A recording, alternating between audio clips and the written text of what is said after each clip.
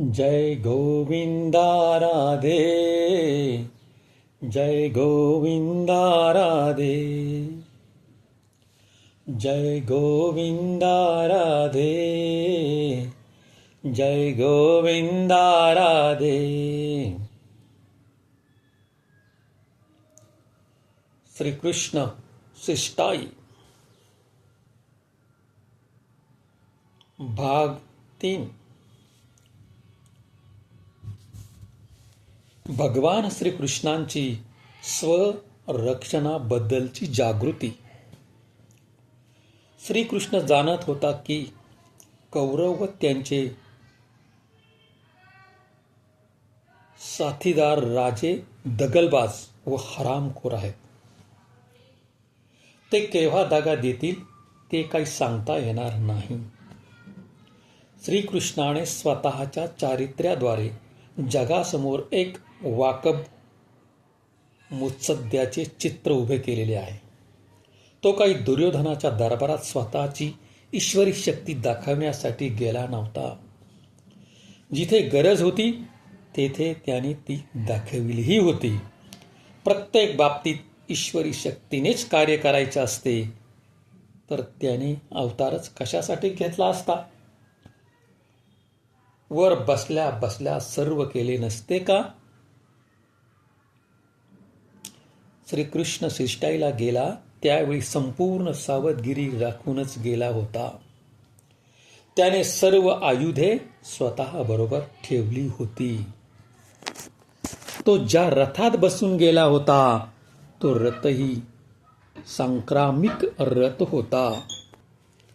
श्रीकृष्ण शिष्टाईला गेला त्यावेळी संपूर्ण सावधगिरी राखूनच गेला होता। त्याने सर्व आयुधे स्वतः बरोबर ठेवली होती।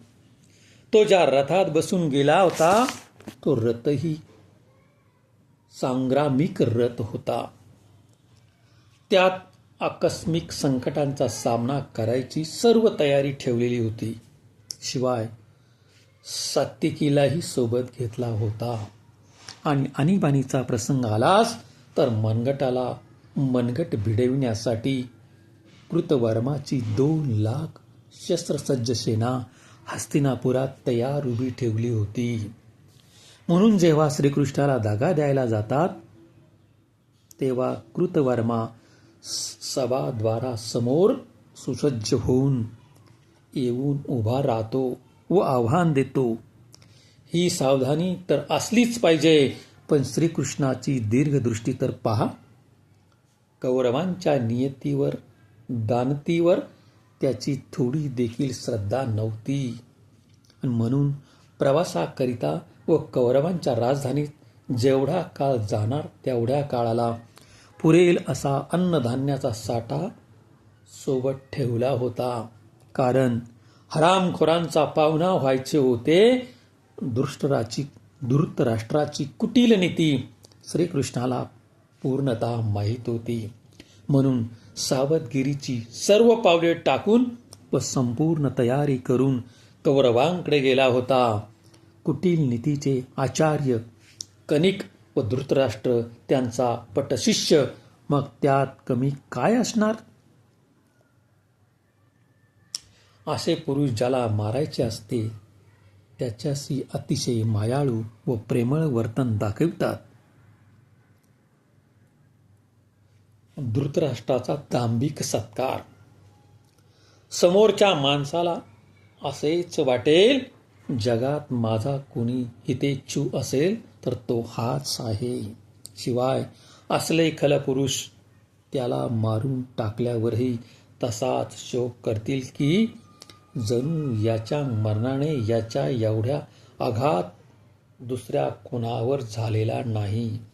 हे खलपुरुष कपट व ढोंग यांच्यात निपुण असतात। जेव्हा भगवान श्रीकृष्ण शिष्टाई करायला गेले तेव्हा धृतराष्ट्राने दुर्योधनाला सांगितले, विष्टीसाठी येणारा कृष्णच सर्व संकटाचे मूळ आहे। तोच मूलाधार चक्र आहे। तेव्हा त्याचे काहीतरी केले पाहिजे। आणि जेव्हा कृष्ण तेथे पोचला तेव्हा धृतराष्ट्राने कृष्णासाठी राहायची, जेवायची सुंदर व्यवस्था करण्याचे फरमान म्हणजेच ऑर्डर सोडली होती. श्रीकृष्णाची दुःशासनाच्या महालात राहण्याची व्यवस्था करण्याचा हुकूम सोडला होता. त्यासाठी जेथे उत्तमात उत्तम मंडप बांधून व्यवस्था करविली होती. पण श्रीकृष्णाने या त्याच्या बरोबरच्या प्रेमाच्या खोट्या उमाळ्याला ओळखले होते. ज्या माणसाने गोड गोड बोलून स्वतःच्या अनाथ विधवा भावजईला व तिच्या 5 मुलांना जिवंत जाळून टाकण्यासारखी भयंकर कारस्थाने केली व षडयंत्रे रचली, त्या धृतराष्ट्रासारखी नीच व दृष्ट व्यक्ती दुसरी कुणी असू शकेल का? आणि त्याचा श्रीकृष्णावर अंशमात्र तरी प्रेमभाव होता का? गोविंदा हरी गोविंदा.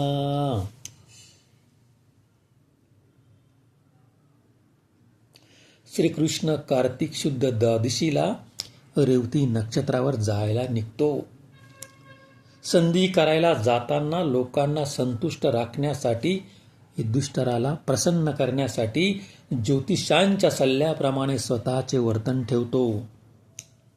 परिणाम काय होणार ते काय तो जाणत नव्हता. जाता जाता श्रीकृष्ण युधिष्ठिराला चिडवतो. अतो नूनं चित्रियानां विनाशः, अशी त्याची मानसिक तयारी करतो. कारण एकदम युद्धाची गोष्ट ऐकून निराश म्हणजेच नर्वस अथवा हताश होऊ नये. धृतराष्ट्राने श्रीकृष्णासाठी चांगल्या चांगल्या व्यवस्था ठेवलेली होती, पण त्याने कोणत्याही वस्तूकडे पाहिले देखील नाही. गोविंदा हरी गोविंदा.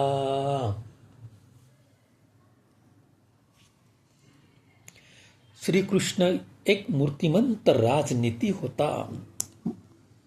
महाभारतात लिहिले आहे, ताहा सवाहा केशवाहा सर्वहा रत्नानी विविधानीच. श्रीकृष्ण पुन्हा मित्राकडे हवापालट करायला गेलेला नव्हता. तो शत्रूशी बोलणी करायला गेला होता.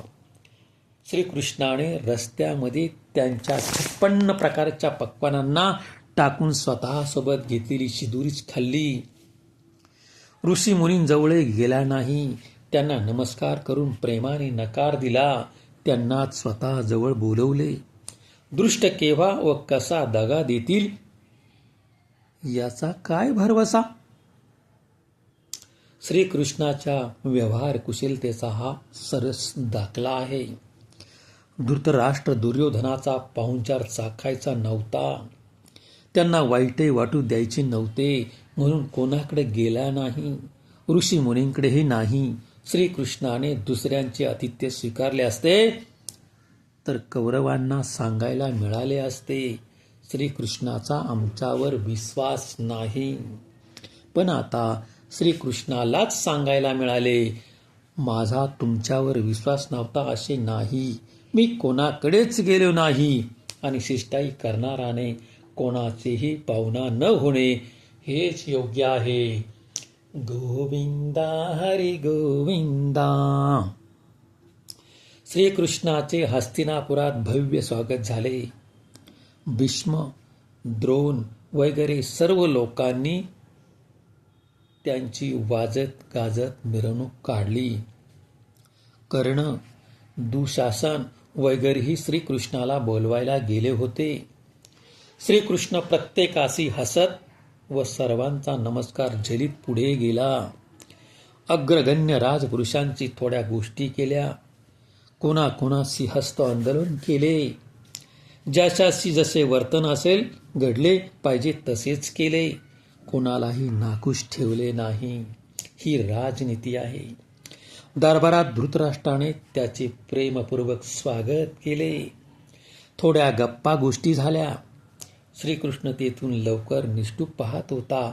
त्याला भीती वाटत होती की धृतराष्ट्र चटकन म्हणेल, तुझ्यासाठी दुःशासनाच्या महालात व्यवस्था केलेली आहे.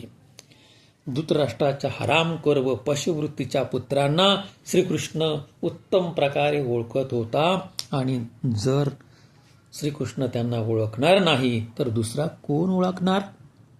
श्रीकृष्णाने धृतराष्ट्राला सांगितले, जरा आत्याला भेटून येतो, व तो कुंतीला भेटायला निघून गेला. कुंती माता विदुरा घरी होती. भीष्म, द्रोण वगैरे सर्व कृष्णाला स्वतःच्या घरचे निमंत्रण द्यायला आले, पण श्रीकृष्णाने विनयपूर्वक सर्वांचे आमंत्रणे टाळली. फार उशीर झाला, आता आपण जावे.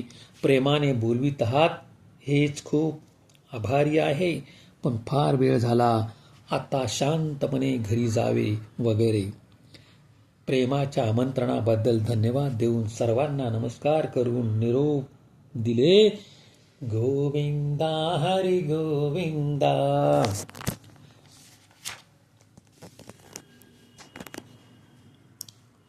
महात्मा विदुर. श्रीकृष्ण विदुरा घरी राहिला. विदुराविषयीची आपली समजूत चुकीची आहे. विदुर म्हणजे भक्त आणि भक्त म्हणजे दुर्बळ, कंगाल असे खूप लोक मानतात, समजतात. पण प्रत्यक्षात विदुर मंत्री होता, फार बुद्धिशाली होता.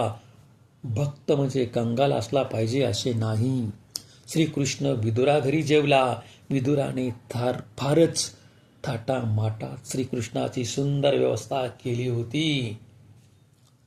सामान्य माणूसही स्वतःच्या घरात असामान्य व्यक्ती पाहुणा म्हणून आला तर थोडे कर्ज करूनही 2 पदार्थ अधिक बनवतो. मग विदुरासारखा कौरवेश्वरांचा प्रमुख अमात्य मीठ भाकरीच्या गोष्टी करतो. ही कवीची विनोदी कल्पना आहे असे वाटत नाही का? दुसऱ्या दिवशी गांधार देशाचा शकुनी मामा श्रीकृष्णाला बोलवायला आला. श्रीकृष्ण त्याच्याबरोबर त्याच्याच रथातून शहरात शृंगार पाहत राजदरबारात गेला. श्रीकृष्ण सर्व व्यवस्था शृंगार पाहून मनात म्हणतो, स्वागत तर फारच उत्कृष्ट आहे, पण मधु तिष्ठन्ति जिव्हाग्रे. शकुनीला विदुर उत्तम प्रकारे ओळखत होता, म्हणून जेव्हा श्रीकृष्ण त्याच्या रथात बसतो तेव्हा विदुर सुद्धा उडी मारून स्वतःच्या पाहुण्याच्या स्वसंरक्षणासाठी सोबतच रथात बसतो. अशा दक्ष विदुराला आपण भोळा भक्त म्हणतो. गोविंदा हरी गोविंदा.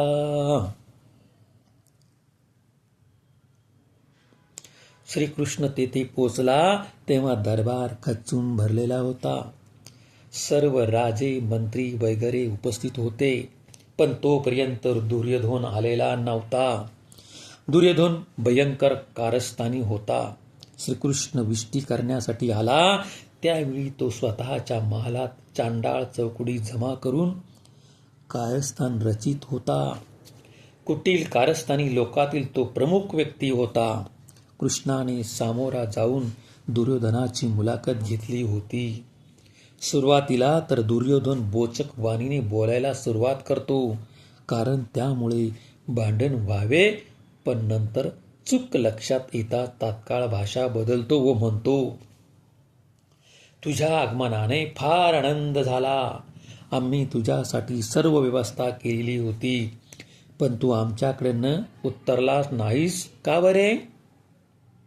तुझ्या दृष्टीने तर पांडव व कौरव दोन्ही सारखेच, पण तुझा हा व्यवहार पक्षपाती वाटतो. नेत्र पल्लवीने कर्णाकडे पाहतो व इशारा करतो.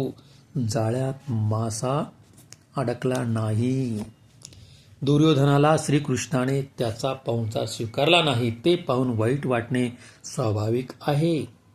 मच्छीमार जाळे टाकतो, त्यात एखाद्या वेळी मासळी सापडत नाही, त्यावेळी त्या बापुड्या मच्छीमाराला किती वाईट वाटते, किती दुःख होते. श्रीकृष्णाने दुर्योधनाला सांगितले होते, मी येथे दूत या नात्याने आलो आहे व ज्या कार्यासाठी आलो आहे ते कार्य सफल होत नाही तोपर्यंत मी कोणाचा आदर सत्कार स्वीकारणार नाही.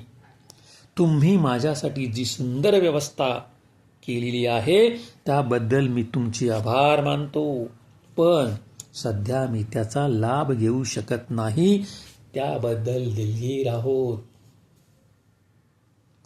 भगवान श्रीकृष्ण म्हणजेच मूर्तिपंत राजनीती, कुणाकडून कसे व किती काम घ्यायचे ते तो बरोबर जाणतो.